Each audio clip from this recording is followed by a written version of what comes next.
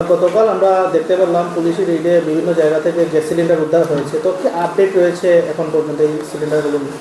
আচ্ছা, গতকালকে আমরা একটা ইনফরমেশনে আমরা পূববাজার ধর্মনগর পূববাজার থেকে টোটাল 18টা সিলিন্ডার আমরা সিজ করি।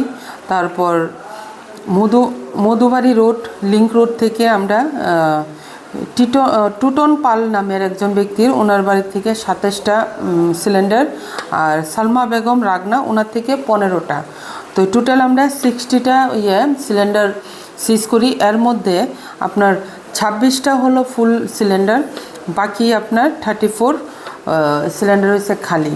এর মধ্যে আপনার পূববাজারের যেটা, ওটার এখন পর্যন্ত কোনো লিগ্যাল ডকুমেন্ট দেখাইতে পারিনি থানাকে, যার কারণে আমি এগুলা আপনার আমাদের ফুড ডিপার্টমেন্টের আমি হ্যান্ড ওভার করতেছি। এটার পরে তারা লিগ্যাল বা ইলিগ্যাল যেটাই ভেরিফাই করে তারা হ্যান্ড ওভার করবো, আমি এটা আমার কাছে রাখবো।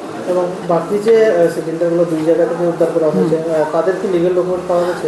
অনেকগুলো এখানে 60 সিলিন্ডার, এর মধ্যে অনেকে তাদের স্কুলের তাদের অমুকের বলে অনেকগুলো লোক এক্সট্রা এখানে 60 আপ পার্সন আমরা কইছে তারার বলিয়া, যার কারণে আমি এটা লিগ্যাল ভেরিফাই করে এটা করার লাগিয়া আমি ফুড ডিপার্টমেন্টে হ্যান্ড ওভার করছি। ধন্যবাদ।